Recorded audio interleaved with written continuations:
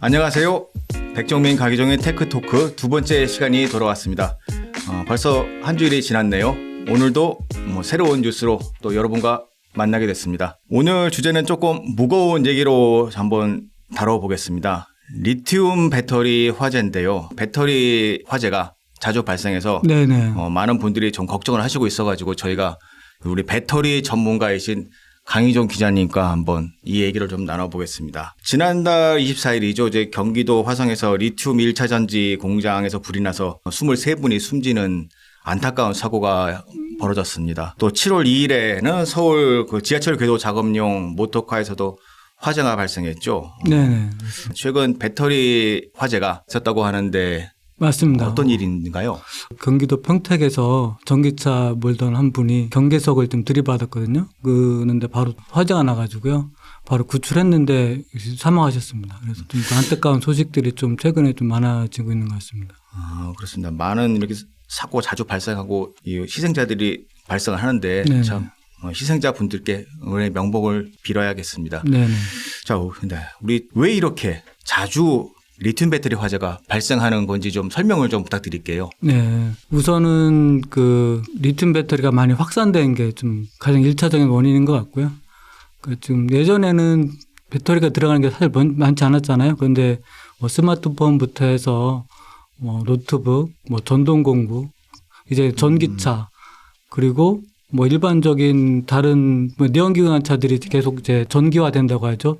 이게 좀 전기차로 바뀌면서 많이 확산되고 있는 그런 상황이거든요. 그래서 전기차만 해도 지금 작년 말 현재 59만 대가 지금 국내에 지금 있는 걸로 파악이 되고 있습니다. 그만큼 많이 지금 돌아다니고 있는 거죠. 그러다 보니까 그걸 생산하는 기업들도 많아지고 여러 가지 사고도 같이 증가하고 있는 것 같습니다. 아무래도 우리 주변에서 배터리를 사용하는 제품들이 많아지다 보니까 자연스럽게 화재도 관련 사고도 그렇죠. 자연스럽게 함께 증가하는 추세라고 봐야 된다는 그런 말씀이시네요. 그렇죠. 그게 좀 빈번하게 발생하는 것 같고요. 근데 그게 많이 좀 보급이 된 데에 비해서 어떤 안전 대책, 화재 예방, 그다음에 국민들의 어떤 인식 이런 것들은 좀 뒤따라가지 못한 것 같아요. 그러다 보니까 좀 이번에 아리셀 화재 같은 경우도 그 초기에 대응을 좀 잘 못해서 그러니까 좀 대피 같은 것도 잘 못하고 그래서 좀 피해가 컸던 것 같고요.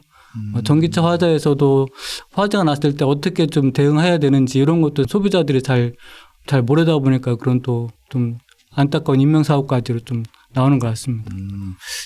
좀 전에도 말씀해 주셨지만은 이렇게 우리가 배터리가 보급이 빨리 되고 있지만은 안전 예방 그런 부분들 많이 모르고 계시잖아요. 그렇죠. 아직은 잘 모르시는 것 같습니다. 대표적인 예가 있다면 어떤 게 좀 있을까요? 어떻게 조치를 좀 취하는 그런 부분들 좀 한번 설명 좀 있으면 좀 좋겠는데요. 이번에 제가 아리셀 화재 그 CCTV 영상을 보니까 이 불이 났을 때 그 인부들이 작업자들이 이제 일반 소화기를 갖고 이렇게 끌려고 이렇게 시도를 하더라고요. 이게 사실 일반 소화기로는 리튬 배터리를 끌 수가 없거든요. 또 그 자꾸 이제 시도를 했는데 그게 안 되니까 이제 뒤늦게 대피를 하는데 그 리튬 배터리에는 이제 특별한 그 소화기가 좀 필요하고요. 그 다음에 일반 소화기가 안 되니까 그리고 굉장히 좀 빠르게 번지거든요. 그 이번에 아리셀 화재 같은 경우도 몇 초 만에 공장 전체가 좀 연기가 뒤덮이는 그런 영상이 확인됐는데 빨리 좀 대피를 해야 됩니다. 그러니까 초기가 안 된다 싶으면 빨리 대피를 해야 되는데 대피가 굉장히 좀 늦었죠. 그러다 보니까 그렇게 인명피해가 좀 많이 발생한 것 같아요. 리튬이라는 게 어떻게 보면 금속의 사실 일종이잖아요. 우리가 사용하는 일반 이 소화기라는 게 금속을 화재를 상대로 만들어진 게 아니죠? 네, 그렇죠. 보통 이산화탄소라든지 그런 용도로 만들어져 가지고 그냥 꺼져서 화재를 끄게 하는 그렇죠. 그런 용도로 좀 알고 있는데 제가 과거에 경험했던 기억으로는 제가 군대에서 한번 큰 화재를 본 적이 있는데 금속 화재였어요. 그때도 굉장히 큰 금속이 불타버리면서 화재 진압을 할 수가 없더라고요. 그때도 보니까 방법이 없어가지고 그때도 그냥 다 탈 때까지 그냥 내버려 두는 걸 본 적이 있었는데 그것도 굉장히 오래된 얘기인데 그때 그거는 배터리 화재는 아니었죠. 근데 그때도 굉장히 화재가 급속도로 번지고 물로도 끌 수 없고 소화기도 끌 수 없어서 굉장히 고생했던 걸 봤던 경험이 있는데 사실 어떻게 보면 리튬도 배터리도 이런 비슷한 사례가 아닌가 싶네요. 그렇죠. 이 리튬도 보니까 배터리 종류가 여러 가지인 것 같아요. 그러니까 1차 전지도 있고 2차 전지도 있다 그렇게 뭐 말씀을 하시는데 한번 좀 설명을 좀 다시 한번 더 자세히 부탁드릴게요. 아마 이제 많은 국민들이 이번에 화재건으로 해서 많이 좀 아셨을 거예요, 이제는. 그래서 그러니까 전지는 1차 전지하고 2차 전지가 있고요. 1차 전지는 우리가 흔히 접하는 것들. 그래서 한 번 쓰고 버리는 게 1차 전지고 2차 전지는 계속 충방전을 계속하면서 쓸 수 있는 거고 우리가 전기차에 쓰는 게 2차 전지죠. 근데 이번에 화재가 난 건 리튬 1차 전지입니다. 그래서 한 번 쓰고 이제 버리는 거 이제 그런 거고요. 기존에 좀 망간 전지 우리가 보통 쓰는 그 건전지하고는 약간 좀 다른 전지라고 할 수 있습니다. 근데 리튬 보통 우리가 생각하기에는 일반인들이 보기에 작은 전지 뭐 그런 것들 있지 않나요? 이게 리튬 1차 전지는 종류가 굉장히 많고요. 크기도도 굉장히 좀 다양하게 만들 수 있습니다. 용도에 따라서요. 그래서 리튬 1차 전지는 그러니까 음극에 리튬 금속을 쓰는 거고요. 네. 양극에는 탄소 성분을 쓰는 건데요. 그래서 좀 일반적인 건전지보다는 에너지 용량을 굉장히 좀 높일 수 있습니다. 그래가지고 한 수명이 한 10년 정도까지 갈 수 있다고 하더라고요. 그래서 뭐 스마트 미터기라든지 뭐 군용으로도 좀 쓸 수 있고요. 그래서 또 그리고 그 작동 온도가 영하 55도에서 80도까지 굉장히 좀 넓습니다. 그래서 좀 극한에서 좀 오랫동안 사용할 수 있는 그런 용도로 좀 많이 사용하고 있습니다. 그렇다면 더 많은 에너지를 담을 수 있다는 얘기도 될 수 있네요. 예. 반대로 봤을 때 화재라든지 폭발했을 때는 더 위험할 수도 있지 않을까요, 그러면은? 그렇죠. 일반적인 건전지보다는 더 위험하죠. 우리가 건전지 뭐 화재 났다는 얘기 사실 잘 못 들어봤잖아요. 네, 그렇죠. 리튬 1차 전지는 일단 에너지를 많이 담고 있기 때문에 좀 화재의 위험성도 더 클 수 있는 거죠. 그리고 리튬 금속이 있습니다. 그래서 리튬 금속 자체가 굉장히 좀 물에 닿으면 위험한 물질이거든요. 그래서 그런 부분들이 좀 더 위험하다고 할 수 있죠. 그다음에 저희가 뭐 2차 전지, 뭐 충전하는 전지에 대해서는 뭐 좀 위험하다 그런 생각을 좀 해봤을 경우도 많이 있었는데 그냥 충전하는 1차 전지가 위험하다는 생각은 잘 저도 안 해봤어요. 네. 근데 이번 사례를 보면서 아예 위험하다. 라는 생각을 좀 처음 해보게 됐는데 아무래도 좀 이게 우리가 좀 상식적으로 이게 제일 위험하다는 걸 잘 너무 몰랐었던 게 문제가 아닌가 좀 싶네요. 예. 앞으로 이런 부분들에서 우리가 좀 문제를 어떻게 좀 해결하면 좀 좋을까요? 요거에 대해서 좀 정확하게 좀 알아야 될 것 같고 이번에 뭐 사고로 인해 가지고 많이 좀 경각심 많이 높아진 것 같고요. 가장 이번에 심각하게 문제가 제기됐던 게 금속 금속 소화기에 대한 어떤 품질 기준이 없어서 그게 보급이 좀 안 됐다라는 게 가장 큰 문제로 지금 지적됐거든요. 그래서 그 소화기에 대해서는 지금까지 A형, B형, C형, K형 이 정도 세 가지만 품질 기준이 있었다고 합니다. 그런데 이게 금속 화재에 대한 그 화재기가 소화기가 D형이 필요한데 거기에 대한 그 품질 기준이 없어서 좀 보급이 좀 제대로 안 됐던 게 가장 큰 문제였고요. 이게 문제가 좀 되면서 이번에 소방 당국에서 그거에 대한 좀 절차를 좀 밟고 있다고 하니까 앞으로는 좀 그 부분이 좀 해소가 되지 않을까 기대가 되고 있습니다. 그러면 이 사고가 났던 RSL 공장 같은 곳에도 그런 금속형 이 소화기가 없었다. 예, 그런 얘기죠. 예, 일반 소화기만 있었던데요. 보니 그래가지고 그걸로 이제 소화를 하려니까 이렇게 안 됐던 것 같습니다. 그럼 애초에 공장 신설 과정이라든지 공장 운영 과정에서 그런 것이 있었다면은 우리 이번에 안타깝게 희생됐던 분들이 살 수도 있었다. 뭐 좀 피해는 좀 줄일 수 있겠죠. 네. 그리고 이번 RSL 공장에서는 리튬이 물에 취약하다 보니까 공장 자체적으로 그 스프링클러를 설치를 안 했더라고요. 그게 근데 그 부분도 좀 문제가 좀 되고 있죠.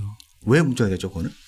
네, 사실 리튬 금속이 물에 취약하다 보니까 스프링클러를 작동을 안 시켰다 뭐 이런 건데요. 네. 그래서 제가 좀 전문가들한테 좀 여러 좀 자문을 구해봤는데 물론 리튬 금속이 물에 취약하지만 그 화재가 좀 더 번지지 않기 위해서는 그러니까 스프링클러가 필요하다고 하더라고요.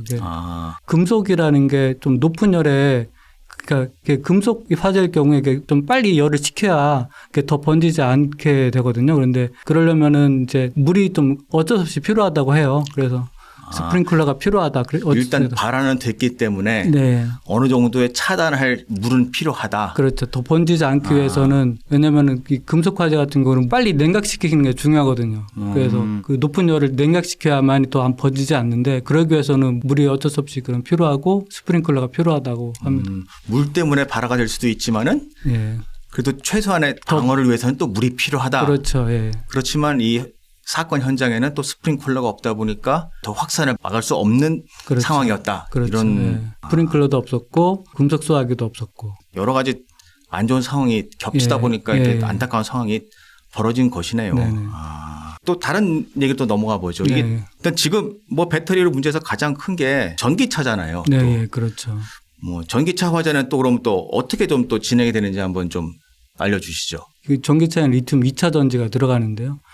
리튬 2차 전지는 리튬 금속은 없지만 여전히 또 폭발 위험성이 있습니다. 그래서 보통 우리가 단락 현상이라고 하잖아요. 음극과 양극이 붙으면은 이제 폭발을 하게 되거든요. 그래서 뭐 리튬 2차 전지도 마찬가지로 그런 현상이 발생할 수 있는데 그 전기차 화재는 열 폭주라는 게 있고 열 전이라는 게 있습니다. 그래서 그게 무슨 차이죠?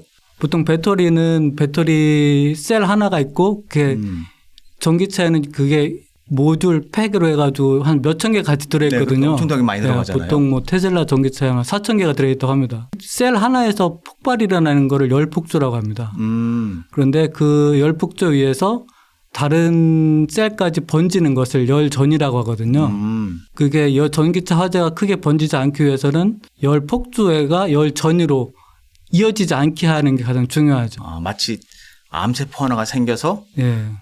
주변으로 전이 되지 않도록 네. 하는 것처럼 예. 차단하는 예. 게 딱 똑같은 그런 현상이네요. 예. 그래서 요즘은 이게 BMS라고 해가지고 배터리 매니징 시스템. 네네. 그래서 차량 안에 그 소프트웨어로 셀에 뭐 열이 얼만큼 있는지 압력이 얼마나 올라갔는지 이걸 좀 실시간으로 모니터링해서 만약 과충전이 일어났다. 좀 열이 높은데 하면은 충전을 멈추거나 작동을 멈추는 그런 기능들이 있습니다. 그래서 좀 많이 좀 예전보다는 좀 안정화가 많이 좀 된 편이죠. 그럼에도 불구하고 좀 외부 충격이라든지 이런 거에 의해서 뭐 전기차도 화재가 간간히 좀 발생하는 겁니다. 만약 화재가 나면은 그럼 어떻게 진압을 하죠? 전기차는? 그래서 지금 사례가 있었기 때문에 뭐 소방 당국에서도 여러 가지 좀 실험을 많이 했던 것 같아요. 여러 가지 좀 경험도 있고 그래서 그동안에 전기차 화재 같은 경우는 크게 소화 질식하고 냉각 소화 한 두 가지 방법으로 좀 쓰고 있어요. 그래서 소화 질식이라는 거는 질식 소화죠. 질식 소화라는 거는 그 덮개 같은 걸로 완전히 차량을 덮습니다. 그래가지고 전기차 화재는 유독가스가 되게 위험하거든요. 유독가스를 아예 차단을 막고 가스도 나와요? 예, 가스가 불속가스로 해서 흡입하면 또 굉장히 좀 치명적인 그런 가스가 납니다. 이 원래 화재라는 게 뭐 불도 있지만은 이 가스도 굉장히 그렇죠. 위험하죠. 치명적이잖아요. 예. 리튬이온 배터리에 쓰는 그 전해질 용액이 있거든요. 거기에서 좀 불소 성분이 좀 들어가 있기 때문에 거기에서 불산가스가 나오거든요. 그래서 그런 것들이 좀 위험하기 때문에 빨리 이제 덮습니다. 그리고 덮으면은 그런 유독가스가 밖으로 새어나오지도 않고 그다음에 산소가 또 차단되기 때문에 그런 게 좀 그런 식으로 해가지고 소화시키는 방법이 있고요. 그다음에 우리 많이 들어보실 텐데 그거를 수도 안에 담습니다. 물통이죠. 물통에 아예 담아서 빨리 냉각시키는 거죠. 그래서 빨리 냉각시켜서 그 열이 더 이상 전달되지 않게 그러면 이제 열 전이가 이루어지지 않을 테니까 이제 빨리 이렇게 냉각시키는 그런 수조에 담아서 냉각시키는 그런 방법이 있습니다. 해외에서도 뭐 해외나 뭐 국내 뭐 소방관들께서 이 전기차 이 소방 훈련 하시는 걸 봤더니 좀 전에 그 강 기자께서 말씀하신 대로 이 수조라든지 이렇게 큰 뭐 통을 활용해서 덮어가지고 진압하는 훈련을 본 것 같습니다. 그 수조에 담길 수 없을 때는 물을 엄청나게 쏟아부어야 돼요. 보통 전기차 한 번 화재 났을 때 소방차 몇 대가 출동해가지고 뭐 다 했다라고 하는 게 물을 엄청나게 쏟아부어서 빨리 냉각시키는 그러려고 하는 거거든요. 그래서 전기차가 관내에서 뭐 두 대가 화재가 났다. 그럼 진짜 소방서에는 비상이 걸리겠네요. 이게 그렇죠. 예. 다른 소방서에서 차를 더 빌려오든지 해서 두 군데로 보내든지 정말 물이 비상이 없어서 나죠. 정말 예. 진화를 못하는 경우가 생기겠네요. 이게 그 물도 이제 위에서 뿌리면 안 되고요. 밑에서 뿌려야 됩니다. 밑에서 뿌려야 돼요? 밑에서 어떻게 뿌려요? 그러니까 보통 배터리가 밑에 깔려 있잖아요. 밑에 차량 밑에 있으니까. 차량 밑에 깔려 있기 네. 때문에 위에서 부으면은 소용이 소용이 없겠네요. 없고요. 예. 밑에서 이렇게 좀 해야 소화가 됩니다.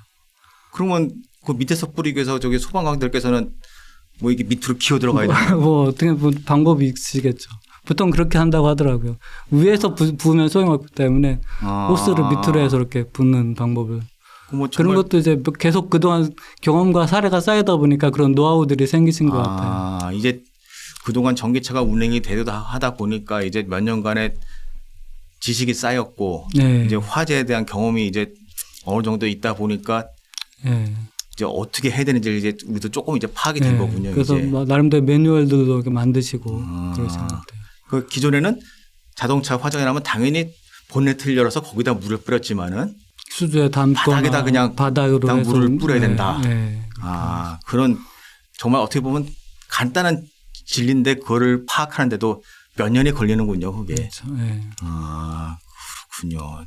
그래도 전기차 화재 아직도 진압이 어려운 거죠? 어렵죠. 최근에 사고만 해도 7분 만에인가 하여튼 굉장히 좀 짧은 시간에 구출했다고 하는데 이미 그 심정지 상태였다고 하시더라고요. 그 전기차 화재 나신 분이. 그분도? 예. 그러니까 이게 안타깝네요. 예. 이게 한번 이게 열 폭주 열전이 굉장히 순식간에 일어나거든요. 네네. 예전에 내연기관차 같은 경우는 차를 두고 진행이 됐기 때문에 구출하더라도 생명에 좀 지장은 없었지만은 전기차 같은 경우는 굉장히 급속하게 진행이 됩니다. 그래서 사고 영상을 보면은 팍팍팍 하면서 갑자기 이게 터지거든요. 그게 그래서 전기차 화재가 더 위험한 거고. 그래서 빨리 대피를 하시는 게 굉장히 중요하죠. 그러니까 아까 좀 전에 우리가 언급했지만은 폭주와 전이가 그냥 순식간에 벌어진다. 좀 차가 벌어지는 게 아니라 폭주했으면 그냥 다 같이 터져버린다까지 생각하셔야 된다는 말씀이시죠? 그렇죠. 예. 굉장히 좀 빨리 진행이 됩니다.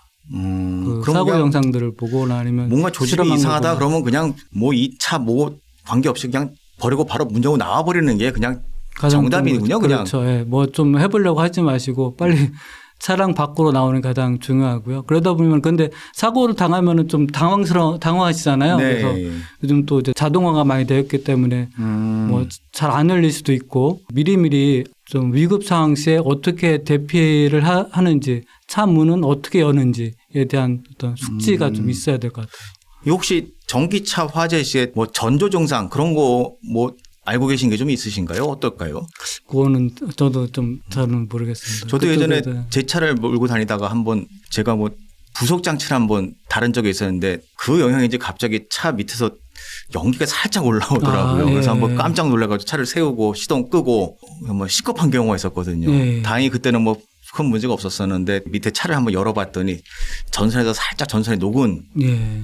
경험이 있었어요. 그래서 그때 그 부속 장치를 다 떼버리고 10년 감수한 경험이 있었습니다. 근데 이 차량 화재라는 게 사실 굉장히 많다고 하더라고요. 어떻게 보면 전기차도 뭐 똑같은 경우로 하는데 다만 아무래도 이 배터리다 보니까 강 기자께서 말씀하신 대로 또 화재가 너무 급속하게 일어나다 보니까 위험성이 좀 높다. 뭐 우려가 더 많은 것 같습니다.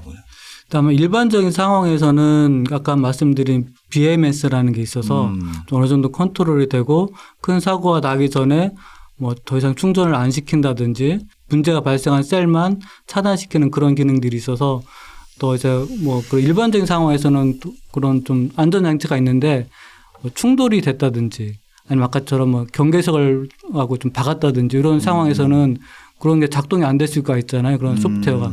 그럴 때는 좀 빨리 좀 일단 차량 밖으로 나오는 게 중요할 것 같아요. 진짜 그런 경우는 대부분 이제 사고잖아요. 사고다 보니까 제조사에서 뭐 생각한 것 이상으로 뭐 충격이 가해질 수도 있고 그러다 보니까 아무래도 운전자나 소비자에게는 뭐 위협이 가해질 수 있는 상황이다 보니까 그런 경우에는 좀 더 빠르게 좀 대응하셔야 된다 그런 조언이시네요. 네, 그래야 될 것 같습니다. 그래도 일단 전기차가 그래도 대세인 거는 맞지 않나요? 어떻게 보세요? 요즘 뭐 캐즘이라고 해가지고 네. 좀 일시적인 수요가 정체되는 그런 구간이라고 하거든요. 그래서 정체돼 있긴 한데 대부분 전문가들은 그럼에도 불구하고 그 대세는 전기차로의 어떤 전환은 계속될 거다라고 좀 보고 있죠. 그래서 지금 전 세계적으로 올해도 지금 정체됐다고 하더라도 10% 이상씩 지금 성장하는 것 같습니다. 아무래도 이 소비자들이 더 안심하고 전기차를 구입하게 하려면은 업체들이 또 이 소비자들을 더 안심시키게 하려는 더 네. 노력도 더 필요할 것 같아요. 전 세계적으로 좀 그런 규제도 점점 강화를 하고 있거든요. 전기차 안전에 대한 규제가 뭐 유엔이나 이런 데서 좀 강화되고 있고 계속 많이 또 안전 쪽으로 신경을 쓰게 될 것 같아요. 그래서 이번 또 이런 일도 계속 발생하고 그러니까 좀 안전에 좀 더 좀 신경을 쓰는 좀 계기가 될 것 같습니다. 이 전기차가 지금 이제 대사가 되고 있지만은 그래도 아직은 조금 그래도 소비자들께서 이 화재가 발생할 때는 그래도 조금 조심을 하셔야 되는 게 필요한 시기인 것 같습니다. 오늘 관계자께서 말씀하신 거 배터리 사고가 날 것 같을 경우에는 일단 고민하지 마시고 차량을 버려야 한다. 목숨이 가장 중요한 거니까 재산 그거 중요한 거 아니잖아요. 사실 뭐 전기차 뭐 비싸지만은 내 목숨이 가장 중요한 거니까 일단 내 목숨을 지킬 수 있는 지식을 좀 가지고 계시고 행동을 하시는 게 아무래도 중요하지 않을까 싶습니다. 백종민 강희종의 테크토크 오늘은 리튬 배터리 화재에 대해서 알아봤습니다. 자, 다음 시간까지 안녕히 계십시오. 감사합니다. 네, 감사합니다.